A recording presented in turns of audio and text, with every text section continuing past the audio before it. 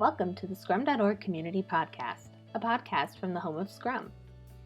In this podcast, we feature professional Scrum trainers and other Scrum practitioners sharing their stories and experiences to help learn from the experience of others. We hope you enjoy this episode. Hello and welcome to the Scrum.org Community Podcast. I'm your host, Dave West, CEO here at Scrum.org. Today's podcast is part of our Agile Product Operating Model series. The focus of today's podcast is about portfolio management.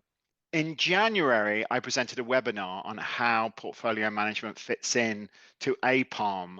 That webinar has created some quite interesting conversations about portfolio management and the like. And one of those sets of conversations was with one of our PSTs, Lucas Smith, who's joining us today. Lucas is a PST and an executive at Toyota Connected.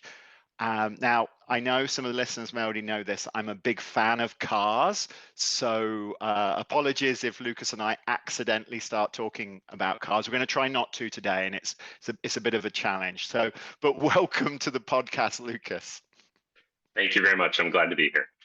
It's great to have you. Okay, so Toyota, hugely famous for building products. As you know, I look out my window and see two Toyota pickup trucks actually outside my window at the moment. You know, they also are very famous for creating many of the ideas that have led the next generation of management thinking in the 20th and 21st century. So I'm really interested on how they and you at Toyota Connected approach portfolio management. I mean, many of the organizations we talked to and many of the conversations I had after the webinar were very much like, this is incredibly challenging because it's bringing together, you know, money, effort, you know, all of the business strategy, everything in one place. And it's a sort of massive melting pot of pain for many organizations. So I'm sure Toyota are doing it really, really well. So tell me a little bit of how you manage your investments and your portfolio of products? Well, that's a really good question. And I will also acknowledge that it is a very difficult challenge. It's a difficult challenge when you're just dealing with a web or an application that doesn't maybe have hardware and supply chains and things behind it. But it's even bigger challenge when you're dealing with a combination of a physical product that you're producing in multiple locations around the world, the supply chain with that, as well as the increasing complexity of software and the interconnectedness of vehicles. So that's really where our Toyota Connected has been focused, is around the connected vehicle, the complexities with that. So we don't cover everything. So I'll speak primarily to our area, but I think we've approached it in a couple different levels. So I think maybe for the purpose of this, we'll assume you have some sort of strategy, right? An organizational purpose, right? So that's kind of an assumption, because if you stray too far outside of your purpose, you kind of get lost and stuff doesn't work so well. So we'll ignore that big question, but it is a good question. So I think for us, the first level is really just trying to understand what your products are. Right, that is ultimately a very key piece to this. And frankly, we have lots of discussions around what qualifies as a product, whether it's something a customer uses, whether it's something you can have internal teams using. I think of it as both. But in general, we think of a product as something that is long-lived, that we have to maintain, that we add things to.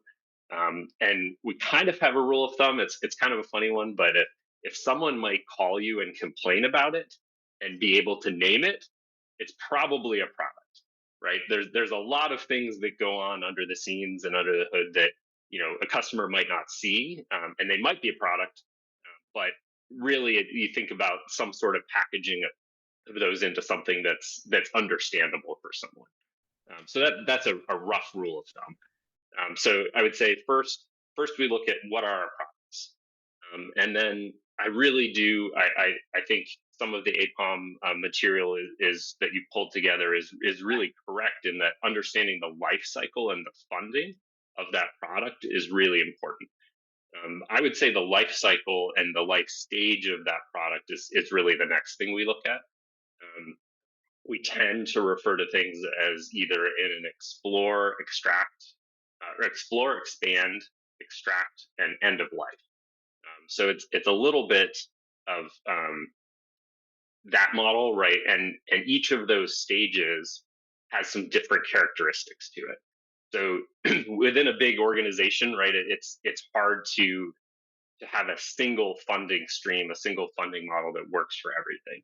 So it's important to understand those distinctions, because if you're talking with finance or you're talking with your investment council or your approval board, if they're stuck in thinking about everything as like, this is an established product and we have to be very careful with it, that's a different funding, different approval thought process than something that's an exploratory that isn't an established product yet. So that's kind of an important life cycle. So I would quickly explain those as explore is something that you don't have a market for yet. You might, but you're trying to test it out, right? So the important thing about things in explore phase is to move quickly, to move, small team, small amount of funding, learn fast. You're not building something that's really polished, but you're trying to identify if this is really going to become something, if there's really a need there. If you do, now you really go into the expand phase, right? So expand is really where you want to put a lot of money, a lot of teams, and you're really trying to grow that, capture the market, capture the users, build something that gives you a competitive advantage. And so there's a clear investment reward return in an expand phase, right? You've made a case, you know that people want this, so you're investing in it. Once you have an established product, especially in big organizations, it becomes harder to think of that as something you want to take a lot of risks on, right? So now it moves a little bit more into what I would call an extract phase, right? It's an established product. You may not be changing tons of things about it, but you need to continue to invest in it. You need some sort of continuous stream, but you're thinking about, all the things about user costs, cost to operate, cost to maintain it, user engagement with it. But you're not going to necessarily make huge changes on that product without testing it or beta testing it or doing some sort of canary release, right? Just because the risk is a lot higher. And then at some point, right, it becomes end of life, or it's something that you don't care about investing as much in anymore because you don't think there's as much return. So maybe you have to keep the lights on. Maybe you have to maintain it, right, while people migrate to your new product, your new system, but you scale down your funding, you scale down that around it a lot. So that is kind of the base. Now, not everything fits so cleanly, right? But that's kind of the goal that we think towards, and it does really help to understand the purpose, the key metrics, the key value proposition of that product, right, in the market or internally, right? If you have something that's more of a platform, because they kind of follow a similar thing. So that's kind of our product, and then. So can I just lean into that just for a second? Yeah. So ultimately, you fund products based on value and the stage they are in their life cycle and the amount of risk or reward, etc. And then you allow, because this is a fundamental idea, really, and then you allow teams to determine the work based on strategy and business roadmaps and user needs and etc. etc. But for your products, would you say, and I know it's never black and white completely, but generally that is a principle that you at Toyota Connected follow? I would say that is our goal and principle that we attempt to follow. I would say I think the product base is really what we have gone for, because we believe that's where the value really is. In the size and the complexity of organization, we have aligned on some terminology. So I think it's really important to align on what you call a product and what isn't a product, right? Because that can determine the funding as well. So the life stage of a product kind of determines how you fund it, how you evaluate it, but not everything fits that product as cleanly as we would like, right? So we think of products, again, as something someone would use. that we want to have a continuous funding for, a mostly stable team. We have a clear market, users, we can gauge that. Above that, or separate from that, we refer to things as initiatives, right? So we like to keep things as simple as possible. So a base initiative might be just something that, okay, we're upgrading features for EV vehicles, for example, and that might affect a couple different products, right? There's got to be kind of a cohesive strategy there. If we can do it just with the product areas or business areas working directly with each other, that's great. But if it gets complicated enough, if it touches enough different products, or maybe it goes to multiple companies within Toyota or multiple suppliers, now you get a little bit of a different kind of structure to that. So we kind of do those in two flavors. One is what we call kind of a cross product or cross organization initiative. And that's something that might last 6 months to 2 years. It has a determined time span. We try to do that around giving a small initiative team. So we try to give a small initiative team ownership of that initiative for them to then work into the product areas. Oftentimes that initiative gets funding just because it's easier to understand. So we might get, okay, you get $10 million to upgrade for EV features. So then they would take that funding and say, okay, 5 million of that goes into the app, 2 million goes here. So they're hopefully dishing that out into the product areas. Now, if we get big enough, we have what we call a program. Our program is basically our multi-generational vehicle launches, right? And so that's something that encompasses, on our scale, probably 30 or 40 different separate products, maybe 40 different vendors who are building things or we're integrating things into that. Plus, you're trying to plan that for 20, 30 different factories around the world and different vehicle lines. So that is a pretty complicated structure. And we have our whole dedicated program team that manages that. So they are still defining things that they want to go into the products. So they're still pushing things towards the products, but we tend to fund those programs because they tie into vehicle sales for us. So that's just at least our world. I would certainly say, keep it as simple as you can. Don't add a lot of structure if you don't have to, because structure adds complexity. Then you get to all sorts of challenges with integration. Who's doing the testing? How are you actually integrating things? The dependencies across that. So for us, I mean, honestly, we have kind of a full-time team doing that for our vehicle programs. But on the life cycle, right, the base of it is, again, the products, and we build on top of that.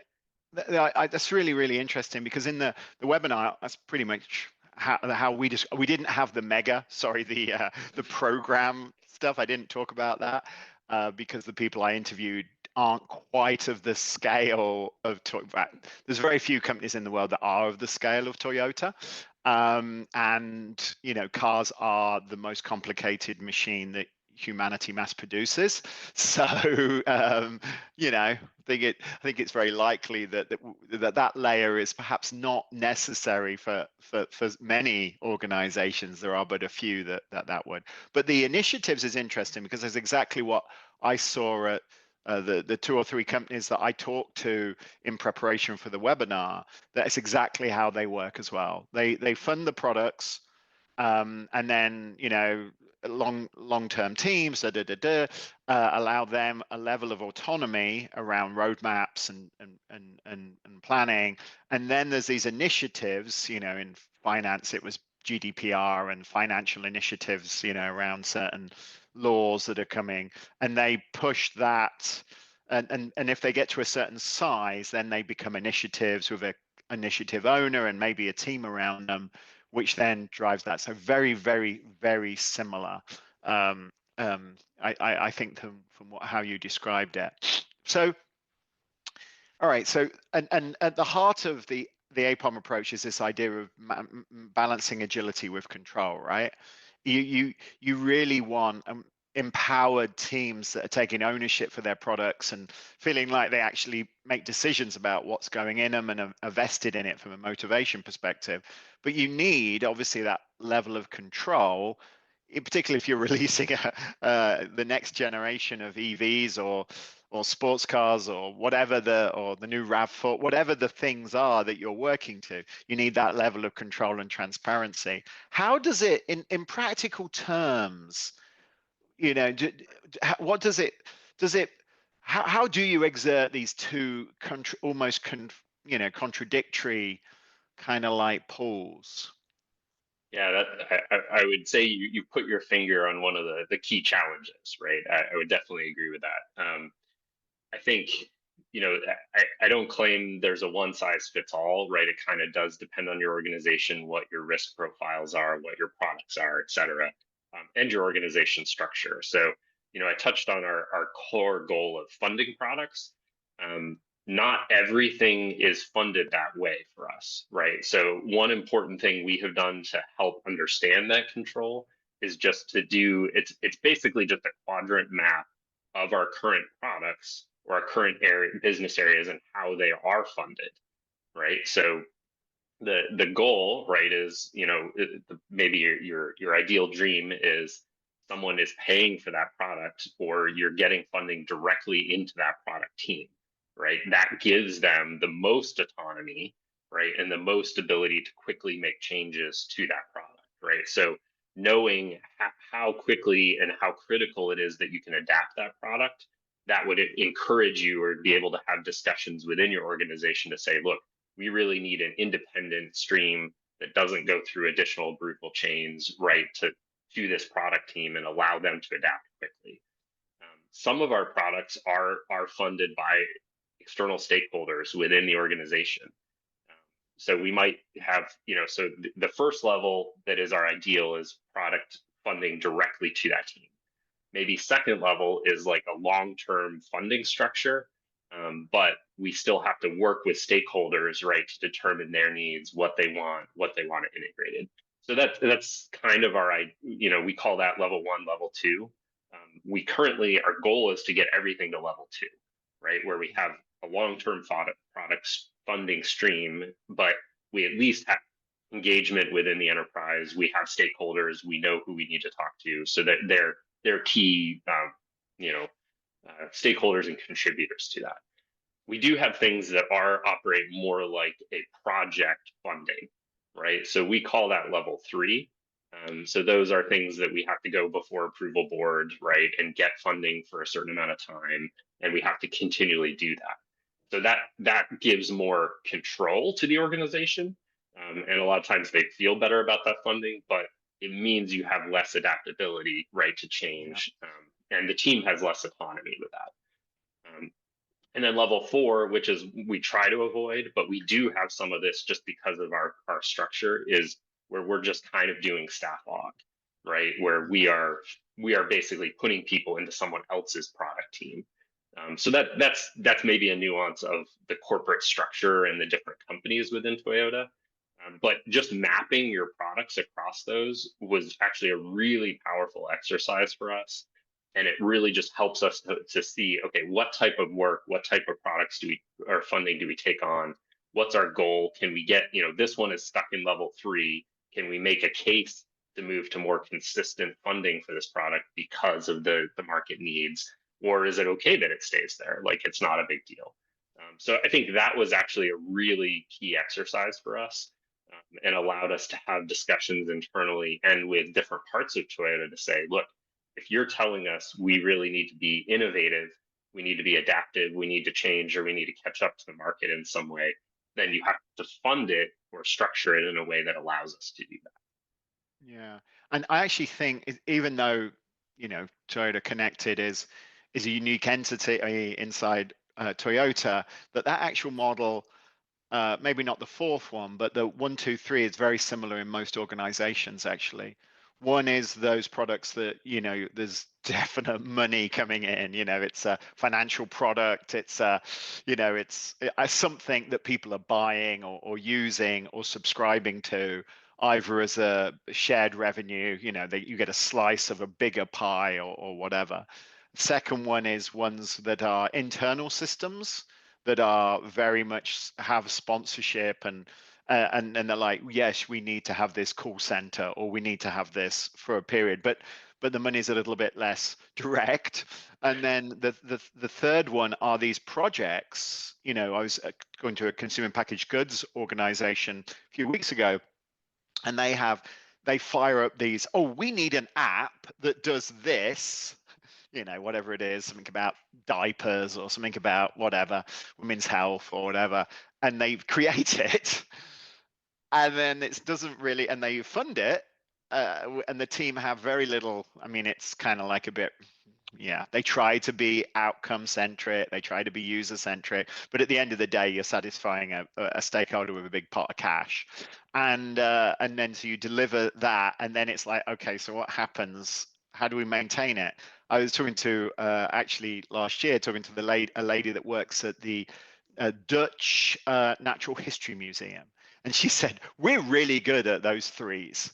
And I've got like a million of, oh, the history of the dinosaur app, the app, or the, you know, all of this stuff. She goes, nobody maintains them because they haven't moved it into two or one. And because of that, there's this thing. So it's funny. I think that model is actually incredibly universal, even though I'd not really thought about it until you shared it with me when we met in Orlando, what, 3 weeks ago or so, which is really interesting. And you see that the structure, you know, we're talking about it kind of in the agile product sense, but if you look at it from an organization perspective, what you're looking at is, do you have a profit and loss center? Do you have a P&L center as an organization that is getting revenue in for your product, making decisions about it? Or are you operating just as a cost center? A cost center now has to get approval to spend money from someone else. So that's kind of your level one, level two. And if you're a cost center, but someone else outside is deciding what they need to do and funding you, now you're a level three project, right? Exactly. So that's the structure that a lot of people deal with, and I think it's okay to recognize that, right, and just plot it out. But there are trade-offs, right? There are trade-offs between each of those types of work. Well, the biggest challenge that level three, from my experience from talking to people, have is the longevity element. You know, the you can't, technology, you know, software doesn't die, you have to kill it. I hate to say that, and that's an awful analogy, but you really do. And so there's all these things sitting around that are no longer maintained adequately, or they're sort of maintained in the sort of hidden. You know, I remember when I was working at Commercial Union 100 years ago, there was this one app that was never funded, but we always maintained it. And it was just, you just move those, because we had to do timesheets, and the time I spent on the app, I just put on my local project. And I know that was really awful, but somebody had to maintain it. It was an important app, right? But it just hadn't gone through. Yeah. And it's the truth, or you're every time you introduce a new project that you're getting funded, there's a cost, you know, there's a buffer cost that you're adding to each of those to basically maintain everything else, right? And it's like, okay, your first app costs you $1 million. Well, your second one is 1.5. You know, it really costs $1 million, but we need $500,000 just to maintain the old ones that you don't fund, right? Exactly. And of course, that leads to massive amount of technical debt. It leads to, you know, you not deploy the latest security patch. It leads to all of those disasters. You know, there's been many an audit of an existing organization, and they found like 400 apps that nobody knew anything about. But that's just the way of the world, because, you know, we are a little bit like magpies. Oh, new shiny thing. Oh, new shiny thing. And that's the reason why I think your strategy of trying to get to at least two is admirable, because then you have a product roadmap, you have a, you know, an operational roadmap, you have a value proposition in terms of an economic roadmap. You know, I think that's really really important. You mentioned that some of these programs are incredibly complicated, particularly at the program level, so above initiative and above product. Dependencies. What happens with dependencies? How do you, because the worst thing in the world from a product team is to be dependent on somebody else's roadmap. It just makes everything harder. How do you? I mean, you have OEMs. OEMs have OEMs. I mean, it's just. I was talking to BMW about 2 years ago, and they the number of variants that they have, and they showed me the sort of like the mathematical equation for variance in their system, and it was, it took up the entire board. It was so complicated. What do you do at Toyota Connected? Because simplicity, it's a key premise of Toyota management system, and you do a really good job of simplifying anything. How do you manage dependencies? And that's that is a good question. So I'll try not to overload with too much because vehicle programs not everyone's dealing with, right? But those are the worst, right? In terms of managing it. From a base level, you're adding structure, minimal structure, right, as needed. We do find that some type of quarterly planning helps a lot. So a quarterly road mapping, high level features, discussion with dependent teams. So that helps a lot because that's kind of the level time wise that we're planning stuff out, right? Yeah. So visualizing that, doing quarterly planning with all of our teams, allowing time ahead of time to work and say, hey, we're going to be launching this feature here. What are the 3 things that are dependent on it? Let's get agreement from the different teams and timeline on that. That's kind of the base first level, right, between products. And we try to manage most of the things just product to product there. When you get to initiatives, right, initiatives kind of feed into those products. So it doesn't necessarily add a lot of dependencies other than what we can manage in quarterly planning. Program level, absolutely, right? To your point, we have maybe a supplier who's adding a new, we call it the head unit, is the dash unit in the vehicle, right? So we're designing a new one. They would be called our tier 1 supplier. They're a global company, Fortune 100 company. They're going to be building 10 million of these for us. But they have tier 2 supply. Two would be someone supplying them. Tier 3 would be someone supplying them, right? So those programs, especially because we're dealing with hardware, we have to plan out at kind of a 4 or 5 year cadence, right? So we know enough about building cars, right, that we know roughly how much time it takes, and we're adding buffers in. We're adding buffers between finalization of a physical product, finalization of a software product, integration points, right, before we go into pre-factory builds, right? So we do things like hand-built vehicles that we do testing on, right, before everything comes together. And then there's a couple months before that goes into a factory, right? So I would say that just depends on your risk, right? For us, stopping a factory is like millions of dollars a day, right? And when we build a product, it's got to go in there, it's got to work the first time. So we are willing to pay and have integration, pay for slower stuff ahead of time because of that risk. Now, if you can standardize, right, like that is a key discussion for us, right? Is if you're changing your software underlying platform every time, or the processing chips on the vehicle every time, now you've lost, you have to redo a lot of stuff between your generation. So that's one thing, is minimize your complexity based on your scale. But then if you can create things for customers that create differentiation, but don't add a lot of complexity, right? So, frankly, Android and Apple this has been a challenge for them. Even screen size differences on devices means that your apps have to be redesigned. They have to be designed in a way that they scale and shrink and contract. So we have a huge vehicle line. We have all sorts of different screen sizes, but picking those screen sizes and standardizing on them or having a fixed set is one way to simplify, right? And then, so creating that or designing that from upfront and saying, look, we're not going to redesign the multimedia system between Corolla and between a Lexus, right? Like, we might brand it differently, and we might have different touch and feel to it, or different sounds that make it sound more premium. But you're not, if you build a completely different software product for those, or you allow the organization or stakeholders to demand that, you've just duplicated your cost and maintenance. So Yeah. you gotta pick what is core, and then but allow differentiation, because stakeholders in your company are always going to want that. If you've got multiple levels of brand, like we have a chief engineer for Corolla, right? And he argues with us if we want to increase the cost on something by 5 cents a vehicle, right? Because to him that matters a lot, right? Yeah. Whereas, the Lexus LX, they're like, okay, yeah, we want you to add a couple dollars here because we want a more premium feel, we want a more premium thing. So how do you differentiate that? I think there's a lot of lessons.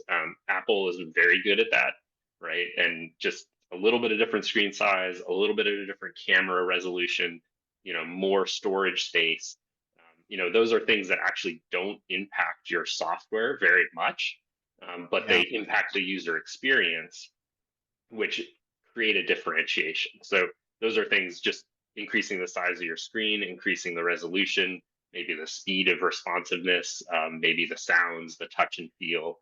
We do spend a lot of time trying to think through how to manage reducing those number of permutations effectively. I think the complexity thing is really interesting, because obviously, I mean, Apple only releases once a year, really. Let's be honest. I mean, there are obviously small releases before that, but they've managed to persuade their customers to have a level of understanding that many of us could only dream about. And they have a sort of brand following in a different way. But then you look at like Tesla, the fact that when I got my Tesla, there was two different software platforms running. When they brought out the Y and my S were very different, right? Now it's all the same. They've consolidated, the screens are the same, everything's exactly the same, and people seem to be okay with it. But when a Lexus and a normal Toyota, as it were, it's very interesting. But reducing that complexity, I think, is crucial to managing that level of dependencies and deciding what core and context, what differentiates, what makes us special. That's the key, right? I think we actually talk about that layered model, right, from a expectations of updates, right? So Apple, they have, it's a good model because people think about it, right? It's like you've got the physical phone, right? That to us is sort of like our physical vehicle, right? Apple updates their phone every year. We update our vehicle every year, but we do major updates every 3 years. Then you have kind of your OS level, which is our firmware, our sensor management, right? Our vehicle platform. Apple might update that a couple times a year, right? We're on maybe a twice a year update for that, right? And only certain parts of it we can update. And we're trying to improve those different parts. But then on top of that, what the customers see are the app side, right? So even though Apple isn't updating their OS or their phone, you get updates every day, every week, on the different apps, and that keeps you happy because you're like, oh, I got something new, I got a new feature, got a new thing. So those are things, we can update stuff from the vehicle. If something lives on the cloud, we can update that very quickly. So we build the voice assistant that runs on Toyota and Lexus, and we can add new skills, we can add new things behind the scenes on that very quickly. Now, if we're talking about modifying firmware on a sensor on the vehicle, now we've got much longer play because there's a lot more vendors, a lot more testing involved. Now, if we're talking about needing to add a new sensor to enable a new product, now that's multi-years. So those time horizons are important to think about. And when you come up with new product ideas or new features, you have to know where those go. Can we manage this in the product? Or do we have to go to the vehicle platform team? Or do we have to get into the cycle ahead of time, several years out and say, look, we're thinking about one feature we just released. Actually, we did this ahead of Tesla, is the advanced rear seat reminder, where we've got basically a millimeter wave radar in our Siennas that can detect heartbeats in back seats or in the trunk. And so if you leave a kid right in your car, it was kind of designed around the hot car Yeah. problem. So that took us several years, right, from concept at a hackathon where we could show, look, we know we can do this, but it's a new sensor, it's a new physical piece that's got to go in the vehicles. And so it's going to be multi-years, to get that into the production line, even though we can validate the product right now. Oh wow. Well, and yeah, and I recommend that we do it because it'd be really good to not have these. Well, I'm not sure about kids being locked. I'm more worried about dogs actually, but that's the. Yeah, either yeah, No, I either do one. care about my children, Yeah. by the way, Lucas. I wasn't implying that I don't. They're just more vocal when they get locked in a car than my poor dog.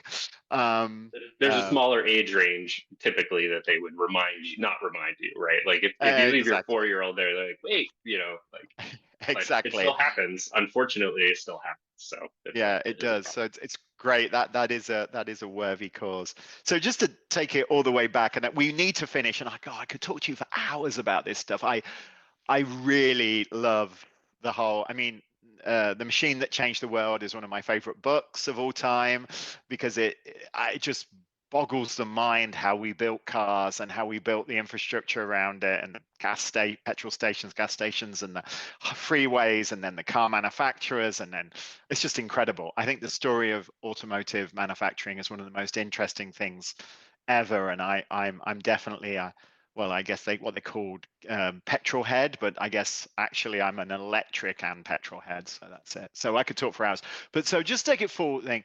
What was very apparent from your conversation when you were talking about dependencies, Lucas, was that ultimately the selection of the products and the platforms and making those right choices about what is a platform, what is a product, and how do they fit together has everything about this. Yes. And you have to be very cognizant of your product architecture and continuously monitor it and ensure that it's giving you that flexibility, time to market, and that value that you seek. Is that a challenge? Because it must be really hard to change those product boundaries, even if it makes sense to do so when you've got this machine running continuously around it. Yeah, no, absolutely right. And I think if every time you have to add a new feature to a product, you're dependent on someone else, maybe that's a sign you should at least evaluate those boundaries. Now, Yeah. maybe there's two things you need to evaluate. One is your horizontal boundaries, right? If every time you're adding a button or a widget or something, you're dependent on someone else and change, we'll say this, you're dependent on changes from someone else. Yeah, they're Then right, man. you either need to look at that boundary or you need to look at how you've done the technical interfacing between those layers, right? So Yeah. again, we'll go back to a simple model with the apps on your phone. Apple has the OS level has made a number of different calls and API calls and calls to different sensors and getting different data. Like that platform, like every time you add a new feature to an app, you don't have to change the platform, right? You rely on it being there and you make changes to it. So just because we change an app doesn't mean we don't have to use something else that someone has provided or a different platform. But if every time we require changes on them, then maybe it's a sign we either haven't drawn the boundaries right, or technically we haven't exposed the right level of abstraction from that Yeah. platform that is usable, right? So I would say keep track of those things, right? Any time you have a cross area dependency, it's at least something to look at, right? Do you need to change your boundary? Is this something that we need to abstract better for our APIs between different products or between platforms and products? Or is this really just something we can't solve just based on this touches all the different layers of our product and all goes all the way from a physical thing, right? I'm not going to change the boundaries of my product just because I need a new sensor on the vehicle. Like Yeah. that's a physical thing, right? That if we don't have a radar in the car, there's no way I could do that product, right? I'm going to have to require that. So there's some things that are always going to hit that, but Yeah. it's definitely worth evaluating and keeping track of that and saying, okay, do we have the right horizontal boundaries from a product standpoint, or do we have the right kind of technical structure that enables our products without too many dependencies on others. Yeah, makes sense. Oh, I could talk all day. And I learned so much from talking to you, Lucas. Thank you for taking the time today. I know our listeners are going to be so thrilled to. I mean, Toyota's obviously famous in our world, right? And coupled with actually the practical lessons of how you deliver a product in a very complicated environment. I love the four different sort of funding sort of models, as it were. I love and what that has that implication on autonomy. I thought it was really interesting. It all starts with the definition of product, and managing those dependencies is a key characteristic that you just mentioned again there. I think that's super crucial. And at the end of the day, it's about balancing agility with control, and how you do that, I think, is super interesting. So thanks for taking the time. And Yeah, absolutely. It was great to talk to you. And if I have a last word, I would just say anyone working in complex systems, like, just understand that there are other people who are experiencing the same things. To accomplish sometimes huge and great things, like, require complexity, right? So it's something you have to embrace. There are always trade-offs. There's no perfect 100% answer to everything. But the fact that you have an opportunity to build something, especially if it can impact people's lives and make a difference, even if it's a little slower than you would like sometimes, that's a great place to be and a great opportunity you have. That's great. That's sage type words, Lucas.